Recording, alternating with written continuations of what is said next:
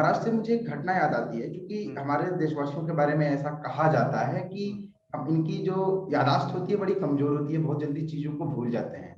तो मैं 1 साल पुरानी घटना पे लेकर चलना चाहूंगा आपको। पालघर। पालघर तो इसलिए मैं आपसे जिक्र कर रहा हूँ क्योंकि मैं आपके ट्विटर अकाउंट सभी देख रहा था, तो उसमें आपने ट्विटर अकाउंट पे अपने काफी एक्टिव रहते हैं, काफी अपने मुहिम छेड़ी हुई है। पालघर के जो संत थे जिनकी हत्या की गई थी, और उसको लेकर के आप लगातार आवाज उठा रहे हैं। जी। तो मैं जानना चाहूंगा कि आप हमारे दर्शकों के साथ साझा करिए इस जानकारी को कि वो मामला कहां तक पहुंचा है, कोर्ट में कहां तक है, और उसमें क्या प्रगति हुई है। क्या जो पालघर में संतों के साथ हुआ उन्हें न्याय मिलेगा, या ये भी अन्य मामलों की तरह दबकर रह जाएगा। देखिए, पालघर के मुद्दे पर मुझे लगता है संभवतः केवल हमारी जो एक मुहिम है टीम एसपी, जो कि सनातन परंपरा, टीम सनातन परंपरा जिसको कहते हैं, उस परंपरा को जीवित रखने के लिए और आगे बढ़ाने के लिए, और उसमें एक तरीके से प्राइड और सम्मान जो हमारे मन में होना चाहिए वो पैदा करने के लिए हमारी टीम जो गठित हुई है, सबसे पहले और सबसे प्रमुखता से हमने ही इस मुद्दे को उठाया। क्योंकि देखिए, कई ऐसे मुद्दे हैं जिस पर मीडिया का तवज्जो जाता है और जाना भी चाहिए, परंतु पालघर में जो हमारे दो साधु और उनके ड्राइवर के साथ जिस निर्ममता से उनकी सुनियोजित तरीके से हत्या की गई 16 अप्रैल 2020 को, जबकि लॉकडाउन पूरे देश में था, वहां पर एक भीड़ को इकट्ठा किया गया। वहां पर पुलिस के सामने गिड़गिड़ाते रहे दोनों साधु, कल्पवृक्ष जी गिरिजी महाराज, सुशील जी गिरिजी महाराज। वो गिड़गिड़ाते रहे अपनी जिंदगी के लिए, पर पुलिस ने उनको बचाने के बदले मौत के मुंह में ढकेल दिया। वहां पर कुछ राजनीतिक रूप से और वैचारिक रूप से एक्टिव कुछ फोर्सेस भी वहां पर मौजूद थी, और जो उनका पूरा का पूरा वो सम्मिलित थी इस पूरे हत्याकांड में, ये प्रतीत होता है प्रथम दृष्टया। तो उसके बावजूद भी किस तरीके से पहले 4 दिन तो इस मुद्दे को दबा दिया गया। वहां की सरकार का पहले ये टेक आया कि ये बच्चा चोर थे, फिर ये कहा गया कि भीड़ के मामले में भीड़ हत्या हो गई इनकी, फिर उसको दबाया गया, और 4 दिन के बाद जब वीडियो सामने आया और उसको नेशनल डोमेन में लाया गया, तब केवल और केवल हुस्न अफरोजी कॉस्मेटिकली एक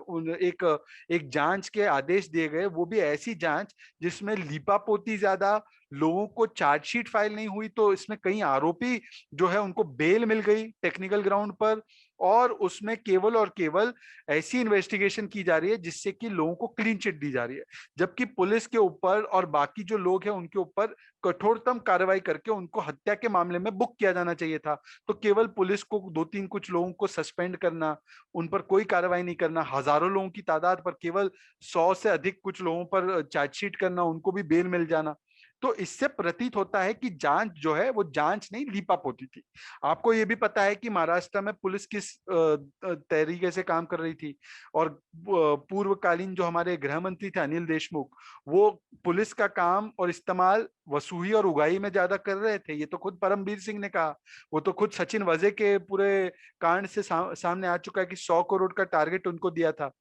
तो वो तो जांच कैसी हो रही थी उस पर सुशील जी गिरिजी महाराज की मां ने भी, उनकी बहन जो हमारे साथ जुड़ी थी, उन्होंने भी ये मांग की कि सीबीआई की कोर्ट मॉनिटर निष्पक्ष जांच होनी चाहिए। अब क्यों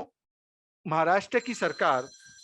अगर इनके पास छिपाने लायक कोई बात नहीं है, अगर इनको कोई चीज छिपानी नहीं है, तो क्यों वो इसके अंदर एक निष्पक्ष जांच होने नहीं दे रहे? और जबकि खुद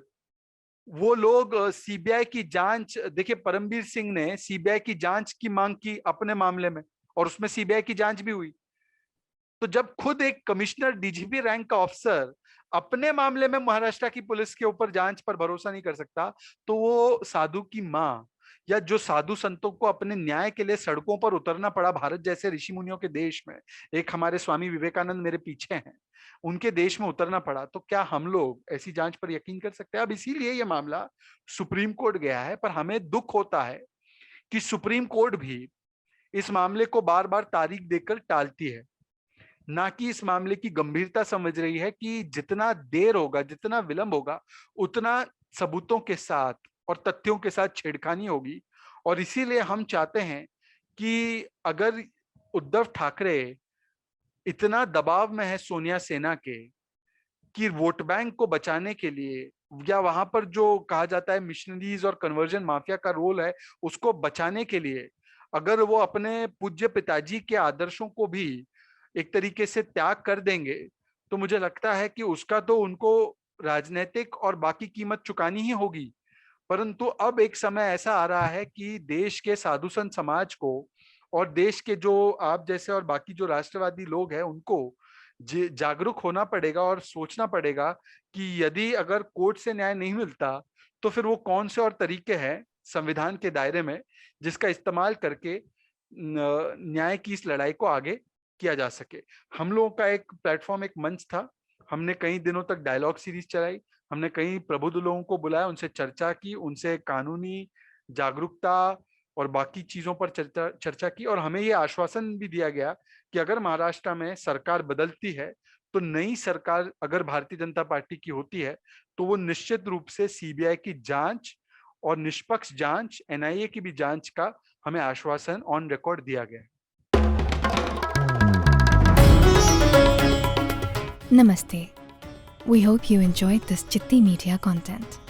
Please remember to subscribe to us and switch on the notifications for this channel. For our other social media links, more content, and to support our work, please visit citti.net. Dhanyavad. Namaskar.